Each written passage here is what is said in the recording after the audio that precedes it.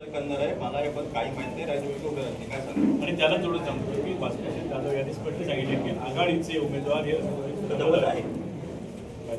याबाबत मी आपल्याला सांगितलेलं आहे माझी आणि भास्कर जाधवांची यावर अद्याप काही चर्चा झालेली नाही, परंतु चिपळूणमध्ये शिवसेनेचाच नगराध्यक्ष असावा अशी आग्रही मागणी शिवसैनिकांनी भास्कर जाधव यांच्याकडे पण केली होती आणि त्या अनुलक्षून काही गैरसमज असतील, काही कम्युनिकेशन गॅप असेल तो दूर करण्याचा प्रयत्न आमचे नगराध्यक्षपदाचे उमेदवार राजू देवळेकर आणि त्यांची टीम भास्कर जाधव यांची भेट घेऊन करतील. त्यानंतर भास्कर जाधव नक्कीच मशालरूपी नगराध्यक्षपदाच्या उमेदवाराला आशीर्वाद देतील अशी मला खात्री आहे. आता तुम्ही म्हणतात की गैरसमज दूर करण्याचे प्रयत्न करतील किंवा काय असेल मग त्याचे परिणाम दिसून येतील काय? वेळ निघून गेलेली आहे. नाही, वेळ अजून निघून गेलेली नाही. भास्कर शेठ हे जाणते, जुने जाणते आणि शिवसेनेचे आधारस्तंभ असलेले आमचे मार्गदर्शक आहेत. त्यामुळे त्यांच्याकडे जाऊन त्यांच्याकडे हजार वेळा माफी मागायला आमच्या पदाधिकाऱ्यांना, उभे राहिलेल्या पदाधिकाऱ्यांना काय कमी वाटेल असं वाटत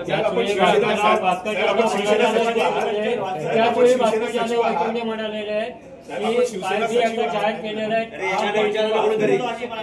मी शब्द दिलेला आहे आणि मी खुर्चीला बसून सांगितलेलं आहे आणि परिणामांची पर्वा नाही. मला त्यांनी नेमकी काय प्रेस घेतली ती माझ्याकडे किंवा भाषणात आलेली नाही, कारण मी त्यावेळेला जव्हार, मोखाडा, पालघर इकडचा दौरा. शिवसेना सचिव आहात तुम्ही, म्हणताय राजू देवळेकर जाऊन त्यांच्याशी चर्चा करतील किंवा माफी मागतील, पण आपण शिवसेना सचिव म्हणून काय करणार? नक्कीच आम्ही बोलू, आम्ही नक्कीच त्यांची समजूत काढू, असं आम्हाला काही कमी नाहीये. यांची भेट घेणार का तुम्ही?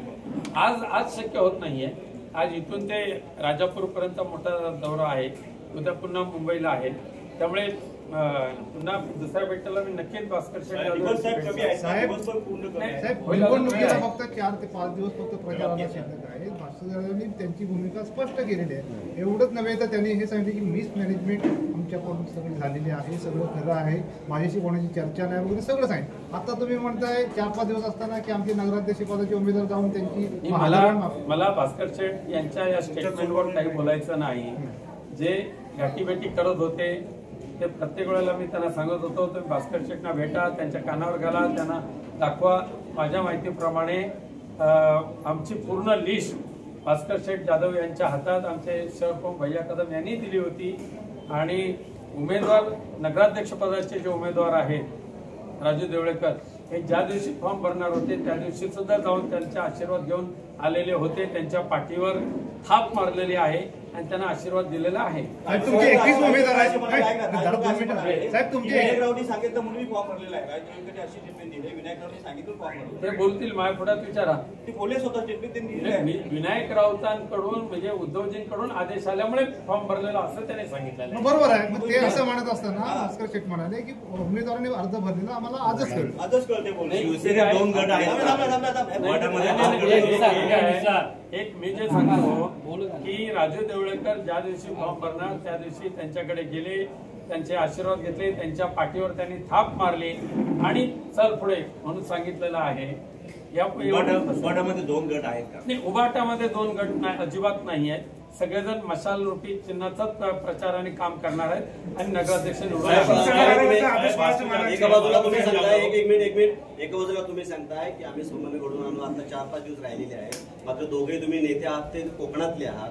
ह्या तुमच्या दोघांच्या शीतयुद्धामध्ये इथलं नगर परिषद किंवा नगरपंचायत हातात जातील असं वाटत नाही का तुम्हाला? असं होऊ नये हीच इच्छा आमची आहे. साहेब, भास्कर जाधवची जी भूमिका आहे त्या भूमिकेवर ते ठाम राहिले तर तुमची भूमिका आहे पक्ष म्हणून काय नाही असं आता मला खात्री आहे भास्कर शेठ जाधव मशालच्या चिन्हाशीच ठाम उभे राहतील.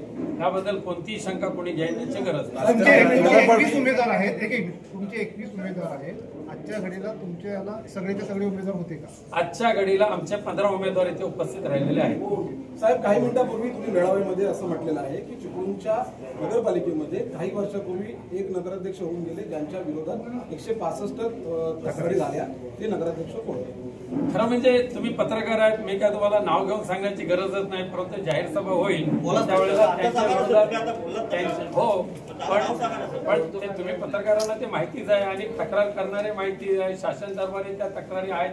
योग्य वेळेला ते आम्ही आमच्या उमेदवारी साहेब तुम्हाला सांगतो, चिपळूणमध्ये आता परिस्थिती अशी झाली आहे, एक तर तुमची युती होती की नाही होते हे माहित नव्हतं, आघाडी होते की नाही होतं माहित नव्हतं.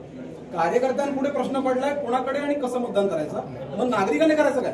नाही, त्याच्यामध्ये कार्यकर्ते आणि नागरिकांना ही स्पष्ट भूमिका कळलेली आहे. कार्यकर्त्यांना सुद्धा 100% भूमिका कळलेली आहे. चिपळूण वासी मशालला आशीर्वाद देतील एवढी आमची खात्री आहे. साहेब, याच्यामध्ये 12 उमेदवारांचा प्रचार भास्करांनी करणार अशा पद्धतीने त्यांनी 12 उमेदवारांची यादी जाहीर केली आहे आणि त्यांनी नगराध्यक्ष पदाला रमेश कदमांना पाठवले. तुमचे उमेदवार आहेत 21. भास्कर शेठ जाधव 21 उमेदवारांचा प्रचार करतील, कारण त्यांच्याकडे ही यादी आमच्या शहर प्रमुखांनी ऑलरेडी दिलेली होती. याचा अर्थ असा आहे का साहेब की 2 नगराध्यक्ष निवडून आणणार तुम्ही? अजिबात नाही, एकच नगराध्यक्ष निवडून येणार. तुम्ही असं म्हणताय, वेगवेगळ्या पद्धतीची भूमिका म्हणताय, कसं काय? आपल्या पक्षाच्या नेत्यांमध्ये समन्वय नाही असं म्हणत नाही, काही विसंगती असेल, काही कम्युनिकेशन गॅप असेल तो आम्ही दूर करू. भास्कर जाधवांना गेल्या वेळेला सुद्धा कोकणाची जबाबदारी मिळालेली नाही. यावेळेस सुद्धा वरिष्ठांनी आवडलेलं आहे. कोकण सोडून पुढची दुसरी जबाबदारी दिलेली आहे. याच्यावर आपलं मत काय? नाही, भास्कर शेठना कोकणातून अजिबात डावललेलं नाही. उलट चिपळूण नगरपालिकेची निवडणूक भास्कर शेठ जाधव यांच्याच मार्गदर्शनाखाली व्हावी अशा पद्धतीच्या सूचना आम्ही या सर्व पदाधिकाऱ्यांना दिल्या होत्या. त्यानुसार आमचे जिल्हा प्रमुख असतील, इतर पदाधिकारी असतील, हे वेळच्या वेळेला भास्कर शेठ जाधव यांना भेटून आपण केलेली कार्यवाही त्यांना सांगत होते. भास्कर शेट्टी जे उमेदवार दिले, ज्या प्रभागात भास्कर शेट्टी उमेदवार दिले त्या प्रभागात तुमच्या गटाचे उमेदवार दिसत नाही. ज्या प्रभागामध्ये भास्कर शेठ जाधव यांनी सूचना करून उमेदवार दिलेले आहेत त्या प्रभागात ते उमेदवार आहेत, तर तिथे दुसरा कोणी उमेदवार नाहीये. नाही, पण त्यांनी ते आघाडीतून रमेश कदमांकडून घेतलेली यादी आहे असं त्यांचं म्हणणं आहे. त्यांचं नाही आहे, कदाचित त्यांनी नाही तसं सांगितलं. गेले काही दिवस सोशल मीडिया असेल किंवा मीडियावरती ज्या चर्चा सुरू आहेत की उदय सामंत आमदार घेऊन भाजपच्या वाटेवरती आहेत, याच्या संदर्भात आपण काय सांगू? शक्यता नाकारता येत नाही, कारण त्यांची ती सवय आहे. साहेब, भास्कर जाधव, तुम्ही शिवसेना एकूणच उभाटा गट आणि मतदारांचा संभ्रम दूर करण्यासाठी एखादा काही दिवसांमध्ये तुम्ही मेळावा घ्याल का? की नक्कीच येण्याचा प्रयत्न आहे. नक्कीच आजच्या सुद्धा आमच्या दौऱ्यामध्ये माननीय भास्कर शेठ जाधव यांना आमंत्रित केलंच होतं, दुसऱ्या कामामुळे ते येऊ शकले नाही. पण नक्कीच आम्ही इथे घेणार, दोघे एकत्र येऊन तो मेळावा घेणार. ओके, धन्यवाद.